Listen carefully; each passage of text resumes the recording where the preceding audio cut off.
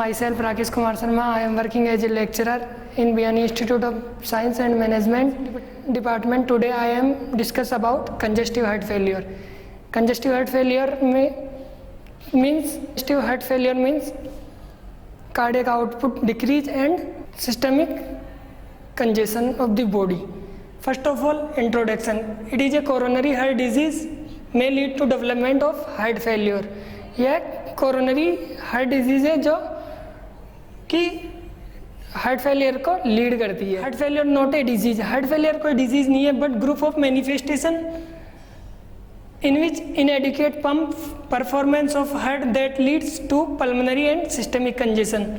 Heart failure में क्या होता है कि बहुत सारे ग्रुप ऑफ सिम्टम्स होते हैं. इसे मतलब क्लिनिकल सिंड्रोम्स भी बोल सकते हैं इसे, जिसमें क्या होता है कि हार्ट है जो प्रॉपर पंप नहीं कर पाता है, जिससे पल्मोनरी हार्ट में हार्ट प्रॉपर पंप नहीं करेगा तो इससे क्या होगा, पूरी बॉडी को ब्लड सप्लाई नहीं होगा और वो पल्मोनरी एंड सिस्टमिक कंजेशन को लीड करेगा. नेक्स्ट डेफिनेशन में heart failure is a physiological state in which the heart can not pump enough blood to meet the metabolic demand of the body. Heart failure क्या है, physiological state है, नहीं कर पाता है जिससे कि बॉडी की मेटाबॉलिक डिमांड कंप्लीट नहीं हो पाती है.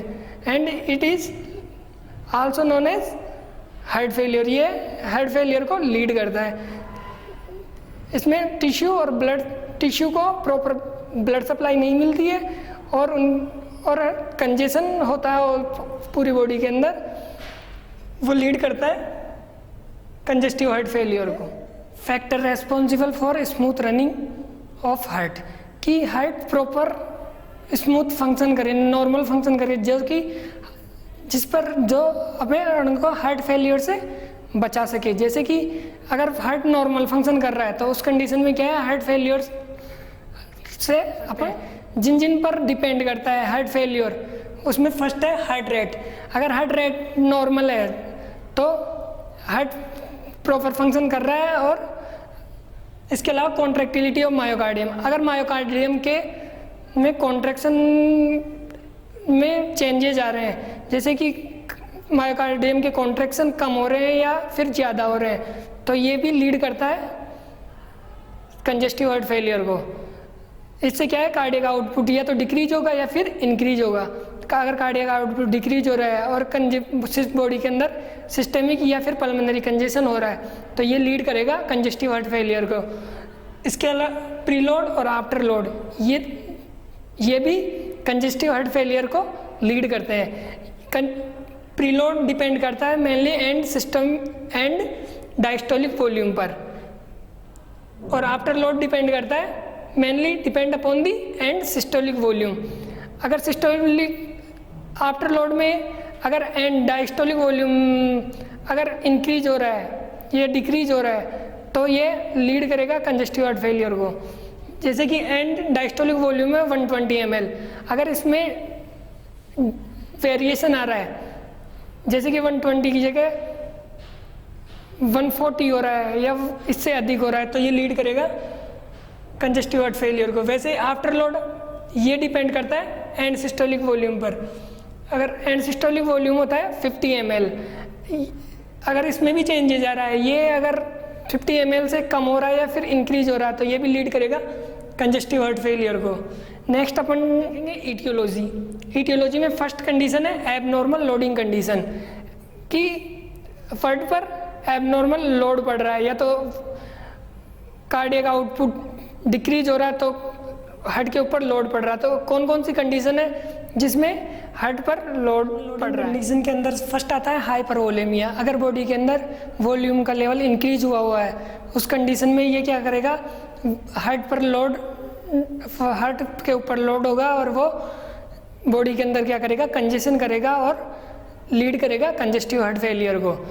ठीक है. इसके अलावा कंजेनाइटल हार्ट डिजीज, अगर पहले से ही कोई कंजेनाइटल डिजीज हुई हो तो ये भी लीड करता है कंजेस्टिव हार्ट फेलियर को. जैसे कि कोई वॉल्व डिजीज हो, जैसे कि वॉल्व में कोई प्रॉब्लम हो या फिर कोई कोरोनरी कोरोनरी डिजीज़ हो, हेथेरोस्क्लेरोसिस वगैरह, ये कोई भी डिजीज़ हो कंजेनाइटल जो कि जन्म से हुई हो, तो ये भी लीड करती है कंजेस्टिव हार्ट फेलियर को। नेक्स्ट है पल्मोनरी हाइपरटेंशन। अगर पल्मोनरी आर्टरी और वेंस के अंदर हाइपरटेंशन की कंडीशन है तो ये बॉडी के अंदर सिस्टेमिक कंजेशन को लीड करती है, और सिस्टेमिक कंजेशन लीड करता है राइट साइडेड हार्ट फेलियर को। तो पल्मोनरी हाइपरटेंशन की कंडीशन में भी राइट साइडेड हार्ट फेलियर के चांसेज होते हैं। नेक्स्ट है वल्वुलर स्टेनोसिस। वल्वुलर स्टेनोसिस का मीन्स होता है नैरोविंग ऑफ द वॉल्व, जो एट्रियम और वेंट्रिकल्स के बीच में जो वॉल्व्स होते हैं उनके अंदर नैरोनेस आ जाती है, जिससे कि ब्लड सप्लाई आगे की तरफ जितना स्ट्रोक वॉल्यूम होना चाहिए उतना stroke volume 120 ml 70 ml stroke volume होना चाहिए, वो पूरा नहीं हो पाता है, जिसके अंदर क्या है कि एट्रियम के वेंट्रिकल्स के अंदर कंजेशन होता है, और ये कंजेशन सिस्टेमिक और पल्मोनरी दोनों हो सकता है। अगर राइट साइड में है तो सिस्टेमिक कंजेशन होगा, और लेफ्ट साइड में है तो पल्मोनरी कंजेशन। इसके अलावा नेक्स्ट है वल्वुलर रिगर्जिटेशन। इसमें क्या होता है, जो वॉल्व्स होते हैं वो प्रॉपर क्लोज नहीं हो पाते हैं, इनकम्प्लीट क्लोजर ऑफ वॉल्व। इससे क्या है कि जो ब्लड होता है वो बॉडी को सप्लाई नहीं होता है और वो रिगर्जिटेट करता है वेंट्रिकल से एट्रियम की साइड में, ठीक है। ये भी लीड करता है कंजेस्टिव हार्ट फेलियर को। Next valvular prolapse. इस कंडीशन में क्या होता है, protrusion of valvular leaflet into the atrium. Valvular prolapse में जो लीफलेट वॉल्व्स होते हैं वो प्रोट्यूज कर जाते हैं एट्रियम के साइड में, तो जो ब्लड है वो उसका फ्लो कंटिन्यूस चलता रहता है। जो एट्रियम में जो नॉर्मल एंड ब्लड होना चाहिए वो भी वहाँ पे एट्रियम में नहीं होकर वेंट्रिकल्स के अंदर आ जाता है, जिससे वेंट्रिकल्स में कंजेशन की कंडीशन होती है और वो लीड करता है congestive heart failure. Mall functioning of myocardium. अगर मायोकार्डियम के अंदर कोई माल फंक्शनिंग हो, इस कंडीशन में वो कैसे हार्ट फेलियर को लीड करता है। फर्स्ट है कोरोनरी आर्टरी डिजीज़। अगर कोई कोरोनरी आर्टरी डिजीज़ है जैसे कि MI वगैरह, मायोकार्डियल इन्फार्क्शन, एंजाइना पेक्टोरलिस वगैरह, जिससे कि जो कि लीड करती हो कंजेस्टिव हार्ट फेलियर को।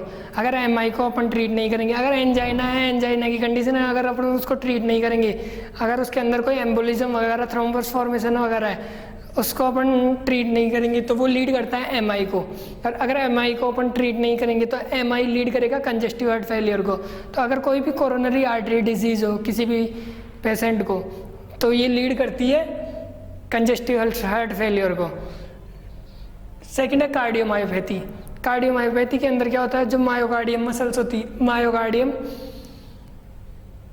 मसल्स होती है उसके अंदर एबनॉर्मलिटी आ जाती है, abnormality of myocardium muscles. Next है पेरिकार्डाइटिस। अगर हार्ट की मेनली 3 लेयर्स होती है, पेरिकार्डाइटिस, पेरिकार्डियम, मायोकार्डियम और एंडोकार्डियम।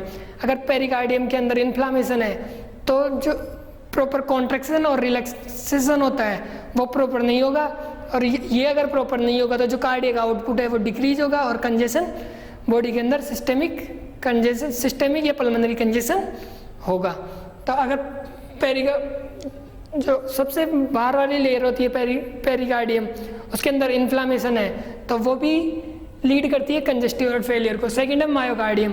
मायोकार्डियम भी कॉन्ट्रैक्शन का काम करती है। अगर इनके अंदर भी अगर इन्फ्लामेशन हो रहा है और एंडोकार्डाइटिस अगर इनर लेयर के अंदर, ये तीनों क्या करती है, कॉन्ट्रैक्शन और रिलैक्सेशन का काम करती है। अगर इनके अंदर इन्फ्लामेशन है तो ये कार्डियक आउटपुट को डिक्रीज करती है और कंजेस्टिव हार्ट फेलियर को लीड करती है। नेक्स्ट है कंडीशन विच प्रिसिपिटेड हार्ट फेलियर। ऐसी कंडीशन जिसमें हार्ट फेलियर होने के चांसेस बढ़ जाते हैं। इसमें फर्स्ट है प्रेगनेंसी। प्रेगनेंसी के अंदर हाइपरटेंशन की कंडीशन ज़्यादा रहती है। प्रेगनेंसी के अंदर उसका जो ब्लड का वॉल्यूम है वो 10 to 11 kg बढ़ा हुआ रहता है। तो उस कंडीशन में प्रेगनेंसी इंड्यूस हाइपरटेंशन होने की कंडीशन रहती है। उस कंडीशन में पेशेंट को कंजेस्टिव हार्ट फेलियर होने के चांसेस, क्योंकि जो हार्ट के ऊपर प्रेशर बढ़ेगा और हार्ट के ऊपर प्रेशर बढ़ेगा तो वो कंजेशन को लीड करेगा और वो हार्ट फेलियर होने के चांसेस होते हैं। नेक्स्ट है एनीमिया। एनीमिया की कंडीशन है, एनीमिया भी लीड करता है कंजेस्टिव हार्ट फेलियर को। Next hypertension. हाइपरटेंशन की कंडीशन है, तो हाइपरटेंशन की कंडीशन में ऑटोमेटिक हार्ट पर लोड बढ़ता है, और हार्ट पर लोड बढ़ेगा तो वो कंजेशन को लीड करेगा, और कंजेशन से हार्ट फेलियर होने के चांसेस होते हैं। नेक्स्ट है कोई भी रीनल डिजीज हो, रीनल डिजीज की कंडीशन में भी हार्ट फेलियर होने के चांसेस होते हैं। नेक्स्ट है स्मोकिंग, टोबैको और alcohol. Excessive administration of fluid and blood. अगर बॉडी के अंदर एक्सेसिव फ्लूइड और ब्लड है, उस कंडीशन में भी हार्ट के ऊपर लोड बढ़ता है, और वो लीड करता है कंजेशन को, और कंजेशन के कारण हार्ट फेलियर होने के चांसेस होते हैं। नेक्स्ट है हाई सोडियम। अगर बॉडी के अंदर सोडियम की मात्रा ज़्यादा है, तो सोडियम क्या करता है, वाटर का रिटेंशन करता है। वाटर का रिटेंशन होगा तो बॉडी के अंदर फ्लूइड का वॉल्यूम इंक्रीज होगा। फ्लूइड का वॉल्यूम इंक्रीज होगा तो हार्ट के ऊपर लोड पड़ेगा, हार्ट को फर्क ज़्यादा करना पड़ेगा, कंजेस्टिव हार्ट फेलियर होने के चांसेस बढ़ जाते करेंगे। पैथोफिजियोलॉजी पर, पैथोफिजियोलॉजी में first of all due to aetiological factor, जो भी अपन ने ईटियोलॉजी पढ़ी है उसमें से कोई भी, जैसे कि कोई वॉल्व डिजीज़ है, जैसे प्रोलैप्स वगैरह है, स्टेनोसिस वगैरह है वॉल्व के अंदर, या फिर रिगर्जिटेशन है, कोई भी ईटियोलॉजिकल फैक्टर है, उसके कारण सबसे पहले क्या होगा, जो लेफ्ट वेंट्रिकल हाइपरट्रोफी, सबसे पहले क्या होगा, जो लेफ्ट वेंट्रिकल्स है उसके अंदर हाइपरट्रोफी हो जाएगी। Hypertrophy means increase size of the cell की साइज इंक्रीज हो जाती है आफ्टर फुल डेवलपमेंट। जैसे कि कोई भी सेल है जिसका फुल डेवलपमेंट होता है, उसके बाद में जो सेल की साइज इंक्रीज होती है उसे अपन बोलते हैं हाइपरट्रोफी। तो जो लेफ्ट वेंट्रिकल्स है उसके अंदर क्या हो जाता है, हाइपरट्रोफी हो जाती है। हाइपरट्रोफी लीड करता है ventricular hypertrophy leads to increase muscle fibre diameter. जो वेंट्रिकुलर हाइपरट्रोफी है वो लीड करती है जो मसल फाइबर्स हैं उसके डायमीटर को। जैसे ही लेफ्ट वेंट्रिकुलर हाइपरट्रोफी हुई तो जो मसल फाइबर्स हैं उनका डायमीटर क्या हो जाता है, इंक्रीज हो जाता है। Increase contractility function of cardiac muscle fibre. इसके अलावा फिर क्या होगा, मसल फाइबर्स का डायमीटर इंक्रीज हुआ, उसके बाद में होगा जो कॉन्ट्रैक्टाइल फंक्शन है मसल फाइबर्स के वो क्या हो जाते हैं, इंक्रीज हो जाते हैं। जो कॉन्ट्रैक्शन की पावर है वो इंक्रीज हो जाती है। हार्ट वर्कलोड, जैसे ही कॉन्ट्रैक्टाइल फंक्शन इंक्रीज हो जाते हैं मसल फाइबर्स के, वो इंक्रीज करते हैं हार्ट के वर्कलोड को, increase heart workload. And then when heart failure then compensatory mechanism of heart is to act. जैसे ही हार्ट के ऊपर लोड बढ़ता है तो fail then increase residual volume. Compensatory mechanism के बाद में क्या होता है, एक कंडीशन होती है जहाँ तक कंपनसेटरी मैकेनिज्म होती है उसके बाद में हार्ट का कंपनसेशन होना भी बंद हो जाता है। तो उस कंडीशन में क्या हो जाता है, जो वेंट्रिकल्स के अंदर जो वॉल्यूम होता है वो इंक्रीज हो जाता है। जो रिजर्व वॉल्यूम होता है, जो वेंट्रिकल्स के अंदर जो नॉर्मल ब्लड होता है 50 ml, उसका रिजर्व वॉल्यूम क्या हो जाता है, इंक्रीज हो जाता है। And decrease receiving capacity of heart. जैसे ही वेंट्रिकल्स के अंदर रेसिडुअल वॉल्यूम इंक्रीज हो गया तो जो आगे से जो ब्लड आ रहा था वेंट्रिकल एट्रियम से, जो ब्लड वेंट्रिकल्स के अंदर आ रहा था वो उसकी कैपेसिटी क्या हो जाएगी, डिक्रीज हो जाएगी। कैपेसिटी ऑफ हार्ट वो लीड करेगा पल्मोनरी एडिमा को, क्योंकि जैसे लेफ्ट वेंट्रिकल्स के अंदर है कंजेशन बढ़ेगा तो उसका प्रेशर जाएगा पल्मोनरीज के अंदर, पल्मोनरीज वेंस और आर्टरी के अंदर। लंग्स के अंदर उसका क्या होगा, प्रेशर बढ़ेगा और वो लीड करेगा पल्मोनरी एडिमा को। Pulmonary oedema lead to the pressure increase on right ventricles. जैसे ही पल्मोनरी एडिमा होगा वो लीड करेगा प्रेशर ऑन राइट वेंट्रिकल्स के अंदर प्रेशर इंक्रीज होगा और प्रेशर इंक्रीज होने से वो लीड करेंगे राइट वेंट्रिकल्स फेल होंगे।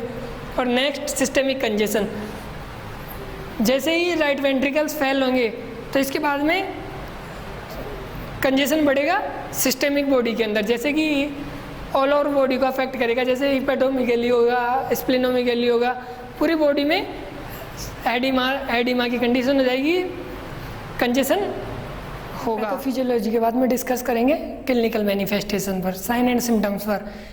इसमें साइन एंड सिम्टम्स अलग अलग होते हैं। राइट साइडेड हार्ट फेलियर के साइन सिम्टम्स अलग होते हैं और लेफ्ट साइडेड हार्ट फेलियर के साइन सिम्टम्स अलग होते हैं। Right sided heart failure systemic congestion करता है जो ऑल ओवर बॉडी को अफेक्ट करता है, राइट, जबकि left sided heart failure pulmonary congestion करता है, पल्मोनरी एडिमा करता है। तो फर्स्ट पढ़ेंगे अपन राइट साइडेड हार्ट फेलियर या राइट वेंट्रिकुलर फेलियर। इसके अंदर सबसे पहला साइन एंड सिम्टम्स आता है एडिमा ऑफ एंकल्स। एडिमा होगा एंकल्स के अंदर, जैसे ही कंजेशन बढ़ेगा राइट साइडेड हार्ट फेलियर के अंदर, राइट वेंट्रिकल्स के अंदर, तो सबसे पहले होगा एडिमा होगा एंकल्स के अंदर, ठीक है। नेक्स्ट जुगुलार वेन डिस्टेशन, जैसे प्रेशर बढ़ रहा है, कंजेशन हो रहा है, उस कंडीशन में जो जुगुलार वेन होती है उसके अंदर क्या होगा, डिस्टेंशन होगा, खिंचाव सा होगा प्रेशर की वजह से। नेक्स्ट है वेट गेन, बॉडी के अंदर ऑल ओवर बॉडी में क्या होगा, वेट गेन होगा। नेक्स्ट हिपेटोमेगेली, जो लीवर होता है, हिपेटोमेगेली एनलार्जमेंट ऑफ लीवर, लीवर का साइज एनलार्ज हो जाता है। ये किस कारण से हो रहा है, वही एबनॉर्मल लोडिंग कंडीशन मतलब कंजेशन की वजह से। नेक्स्ट है स्प्लेनोमेगेली, स्प्लेनोमेगेली के अंदर होता है एनलार्जमेंट ऑफ स्प्लीन, स्प्लीन का एनलार्जमेंट हो जाता है, ये भी कंजेशन की वजह से। जो वर्कलोड बढ़ा हुआ है राइट साइडेड हार्ट फेलियर में, वेंट्रिकल्स के अंदर, राइट वेंट्रिकल्स के अंदर जो प्रेशर बढ़ा हुआ है वो सिस्टेमिक कंजेशन कर रहा है। सिस्टेमिक कंजेशन में हिपेटोमेगेली, स्प्लेनोमेगेली, एडिमा, ये सब राइट साइडेड हार्ट फेलियर के अंदर साइन सिम्टम्स दिखाई देते हैं। नेक्स्ट होता है असाइटिस। असाइटिस के अंदर क्या है, accumulation of fluid in peritoneal cavity. इसमें क्या होता है, जब अपन पेशेंट के बोल साउंड चेक करते हैं तो वो एब्सेंट होते हैं। नेक्स्ट है anorexia, nausea, vomiting and constipation. इन सब कंडीशन में कॉन्स्टिपेशन क्या करेगा, क्योंकि जो बोल साउंड है वो उनका में जो कॉन्ट्रैक्शन है वो प्रॉपर नहीं हो पाते और वो लीड करते हैं कॉन्स्टिपेशन को। इसके अलावा साइन सिम्टम्स दिखाई देंगे एनोरेक्सिया, नोजिया, वोमिटिंग वगैरह, ये सब राइट साइडेड हार्ट फेलियर के अंदर, ठीक है। नेक्स्ट अपन बात करते हैं left sided heart failure. Left sided heart failure या लेफ्ट वेंट्रिकुलर फेलियर, इसके अंदर सबसे पहले कंजेशन कहाँ पे हो रहा है, वेंस के अंदर, पल्मोनरी के अंदर कंजेशन हो रहा है। तो सबसे पहले इसमें डिफिकल्टी आएगी रेस्पिरेशन डिफिकल्टी। उसमें सबसे पहला साइन सिम्टम्स दिखाई देगा अपने को dyspnoea, difficulty in breathing. Second है पल्मोनरी एडिमा, जो पल्मोनरी वेंस और आर्टरीज है उनके अंदर कंजेशन बढ़ा हुआ, तो क्या सेकेंड साइन सिम्टम दिखाई देगा अपने को, पल्मोनरी एडिमा। थर्ड है crackle sound in lungs, upon lungs का साउंड चेक करेंगे तो साउंड अपने को दिखाई देगा, सुनाई देगा क्रैकल्स की, क्रैकल साउंड इन लंग्स, जो साउंड सुनाई देगा वो क्रैकल्ड होगा। नेक्स्ट है कफिंग, विजिंग, रेस्पिरेशन रेट क्या रहेगी, tachypnoea means increase respiration rate. तो इसके अंदर कंपनसेशन करने के लिए जो रेस्पिरेशन रेट क्या रहेगी, बढ़ी हुई मिलेगी। इसके अलावा साइनोसिस, साइनोसिस की कंडीशन होगी क्योंकि लंग्स प्रॉपर फंक्शन नहीं कर रहे हैं, और लंग्स प्रॉपर फंक्शन नहीं कर रहे हैं तो उस कंडीशन में क्या होगा, ऑक्सीजन ब्लड के अंदर ऑक्सीजन की का सैचुरेशन क्या हो जाएगा, डिक्रीज हो जाएगा और वो लीड करेगा साइनोसिस को। इसके अलावा प्रोक्सिमल नोक्चुरल डिस्निया, प्रोक्सिमल नोक्चुरल डिस्निया में पेशेंट क्या करता है, जो रात को सोते समय उसको ब्रीथिंग में डिफिकल्टीज आती है, उसे अपन कहते हैं प्रोक्सिमल नोक्चुरल डिस्निया, जो राइट साइडेड हार्ट फेलियर या राइट वेंट्रिकुलर फेलियर के अंदर ये symptoms. Diagnostic evaluation, diagnostic evaluation में फर्स्ट करते हैं अपन हिस्ट्री टेकिंग, हिस्ट्री टेकिंग के बाद फिजिकल एग्जामिनेशन। फिजिकल एग्जामिनेशन में अपन चेक करेंगे जैसे कि कोई भी स्प्लीनोमेगेली, हिपेटोमेगेली, ये सब फिजिकल एग्जामिनेशन के मेथड से चेक करेंगे। नेक्स्ट है ईसीजी, ईसीजी से अपन फाइंड आउट करते हैं जिसमें क्यूआरएस जो वो होती है वो बढ़ी हुई मिलती है। नेक्स्ट करते हैं अपन इकोकार्डियोग्राफी, इकोकार्डियोग्राफी से अपन असेस करते हैं, फाइंड आउट करते हैं जैसे कि हाइपरट्रोफी, हाइपरट्रोफी को आइडेंटिफाई करने के लिए अपन इको करते हैं, या फिर इजेक्शन और फ्रिक्शन के लिए कि कितना ब्लड इजेक्शन और फ्रिक्शन हो रहा है, कितना वेंट्रिकल से ब्लड बाहर की तरफ जा रहा है और कितना उसके अंदर ब्लड आ रहा है, ये सब अपन इकोकार्डियोग्राफी से चेक करते हैं। नेक्स्ट है एक्सरेज। एक्सरेज के द्वारा अपन फाइंड आउट करते हैं कार्डियोमिगेली, पल्मोनरी एडिमा। नेक्स्ट इसके अलावा यूएसजी अल्ट्रासोनोग्राफी। नेक्स्ट है लिपिड प्रोफाइल्स। लिपिड प्रोफाइल से अपन चेक करते हैं एचडीएल लेवल, एलडीएल लेवल और टोटल सीरम कोलेस्ट्रॉल लेवल। इसके अलावा सीबीसी से फाइंड आउट करते हैं इंक्रीज ईएसआर। जैसे कि सीबीसी के अंदर अपन को फाइंड आउट, सीबीसी से पता चलेगा कि ईएसआर बढ़ी हुई है, कि इसके जो लेयर्स हैं उनके अंदर कोई भी इन्फेक्शन की कंडीशन है, जैसे कि पेरिकार्डाइटिस, एंडोकार्डाइटिस या मायोकार्डाइटिस, ये सब किसी इन्फेक्शन की वजह से हुआ है। ये अपन सब सीबीसी से फाइंड आउट करते हैं। इसके अलावा सीटी स्कैन एंड एमआरआई, इसके द्वारा भी अपन कंजेस्टिव हार्ट फेलियर का आइडेंटिफाई कर सकते हैं। लेकिन इसके अंदर सबसे मेन जो इन्वेस्टिगेशन होता है वो होता है इकोकार्डियोग्राफ, जिससे अब आइडेंटिफाई करते हैं कि कौन से ऑर्गन्स के अंदर हाइपरट्रोफी हुई है और कंजेशन कहाँ पर हो रहा है, कितना लोड हार्ट के ऊपर आ रहा है, ये सब अपन इकोकार्डियोग्राफी से चेक करते हैं। सबसे मोस्ट डायग्नोस्टिक इवेल्युएशन होता है कंजेस्टिव हार्ट फेलियर का echocardiography. Thank you for watching my video.